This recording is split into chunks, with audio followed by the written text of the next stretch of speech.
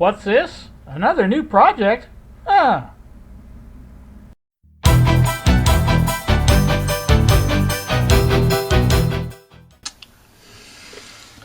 How's everybody doing, YouTube? I'm here with you on a Friday afternoon at 12:41.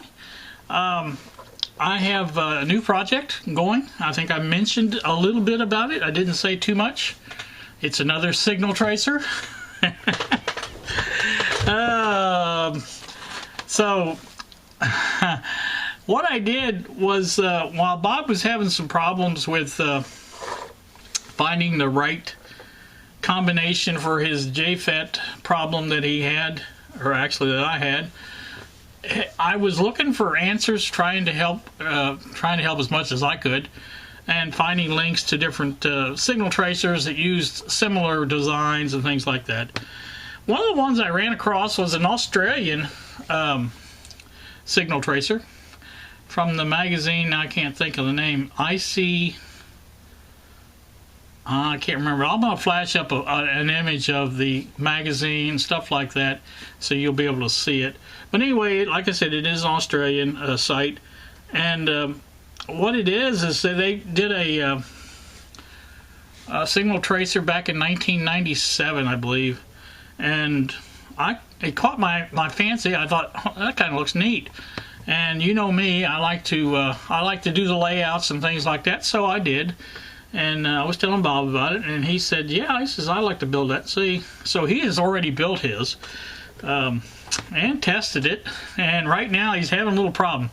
So I don't think it's a problem with the design. I think it's a problem with maybe the execution on soldering or something of that sort.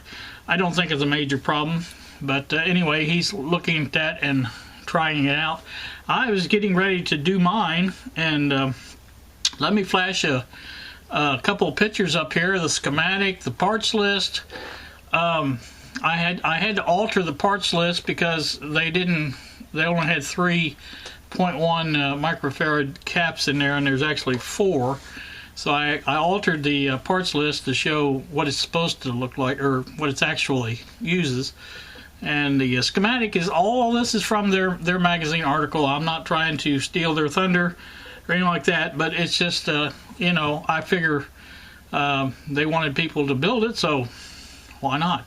So they even offer a PC board, you know, an etched PC board that you can buy, I think, for $3, which is not bad, and it is still available as far as I know. So anyway, that's that. Anyway, let me show you like I said, the layout that I designed, and I'll flash a picture of their board up. It's not a very good picture because it's just taken from the website. I didn't actually download the PDF. You have to be a member of their site, and you have to be a subscriber or whatever, you know, to do that. So I wasn't planning on using it anyway. I just wanted to show you what it looked like. And anyway, this is what I'm working on at the moment. I have the tape recorder or tape deck is very close to being working. I found, and I'm going to flash up another schematic of that, and I've got the place circled where I found the problem. Basically, on the first capacitor that I'm showing, I have an equal signal on both channels. Now, the way this is laid out, the right channel, sorry, the left channel uses 100 whatever on their part numbers. The right channel uses the 200 whatever on their part numbers. In other words, they're exactly the same part numbers. They're just, the difference is 1 or 2, you know, for right and left. So that's how you tell the difference, because the schematic only really includes one side, the left side. So, but anyway, I found this place here where I have a good signal going in on both channels, and I have a loud signal on the left channel coming out, and a very dim signal coming out on the other side. It's the same spot. So I'm pretty sure there's I think it's a Darlington pair of transistors in there. I might be wrong about that. It's just the way they look to me, that's what they look like. But they, like I said, it's either in those or in the capacitors or whatever, you know, supporting. And so that's one place that, you know, that's as far as I've gotten. That's pretty close to the beginning after the tape head. You know, I figured, you know, start at the beginning and start tracing, and that's what I did. And the biggest problem I'm going to have with that is the boards are very hard to get to. I've got them undone from the chassis, but and I've taken some of the wire wraps off that holds the cables and things like that, and I've got it to where I think I can get the parts out and at least do that. But I do need to check a little bit more and find out if I've got, you know, if it's the transistors or the capacitors that are the problems. Now, after finding that one in the power supply that was shorted, I thought, you know, well, it could be capacitors. You know, they're all the same brand, they look like. So, now, Sony used pretty good stuff back in the day, but, you know, everything wears out. It doesn't last forever. So, that's that. But anyway, I know I'm talking a lot. I like to talk. You guys ought to know that by now. Anyway, I have my radio coming today. Supposed to be. I haven't seen it yet. I have my parts from DigiKey on that signal tracer that I just talked about. I had to order a LM158 or 318 or whatever it was. I can't remember exactly the number. I have no memory. And so that's going to be here. Something else I had, I can't remember what it was, but there was something else, but like I said, it's coming today, and like I said, that'll be here today. Oh, I have to pick up a grocery order. Used Walmart's pickup again. I ordered it yesterday, and I have to pick it up today. Part of that was my colonoscopy medicine, I guess you would call it.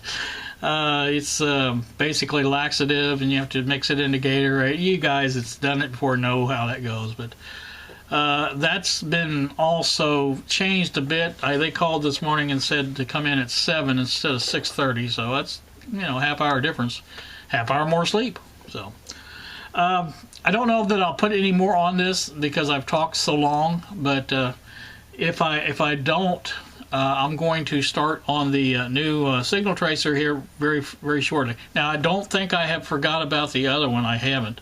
Waiting on Bob's parts to get here, and once they get it here, I'm going to put that in there. We're going to test it, see how it works. And one of the reasons I wanted to do this is a comparison, just to see, you know, what kind, because this new one offers 3 different amplification levels. It's got a low, medium, and a high. Which I kind of thought was kind of a neat addition. It's kind of like Don's signal tracer, which I have been using on the tape recorder, and he's got a gain control on his, and I kind of like that feature. Anyway, like I said, it's just something to do. You know what I mean? Like I need some more to do, you know, but. Anyway, it's just, I just saw it looked interesting. They had a nice graphic on their box and everything.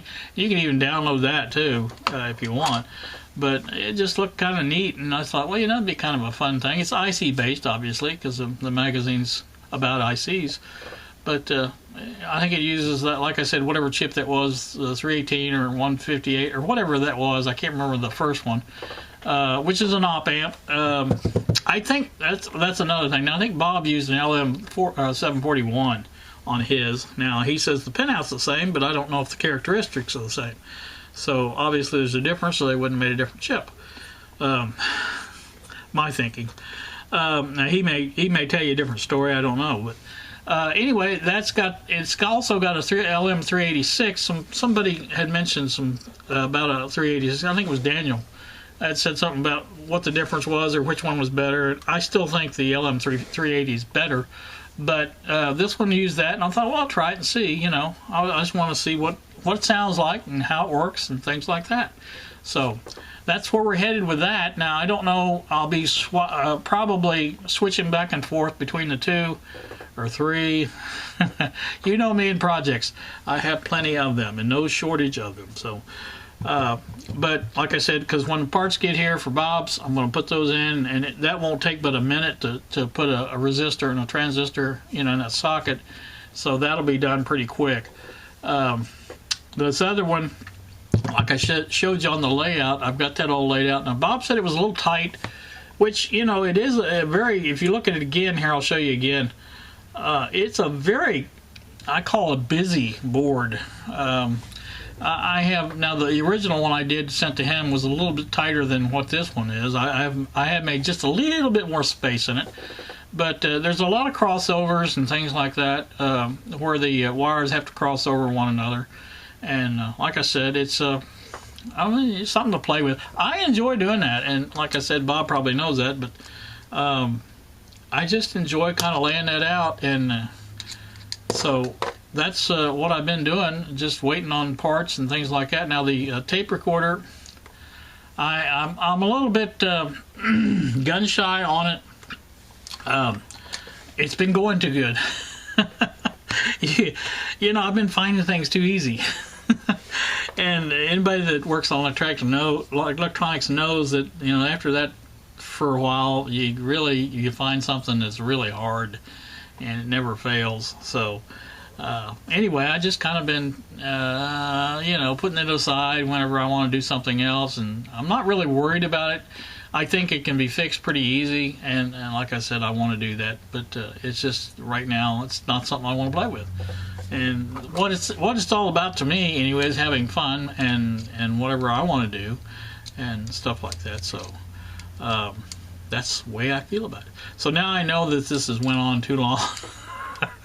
But hopefully maybe within the afternoon or evening or something, I'm going to start on this and at least get some components in it to where I've started, and we'll see how it goes from there. But so you guys have a great day. It is 2:53 now in the afternoon. I love saying afternoon. I'm not sure why. I started this thing 3 or 4 different times and kept saying afternoon, and I don't know why I was doing that, but I kept doing it. So now here I am saying afternoon again.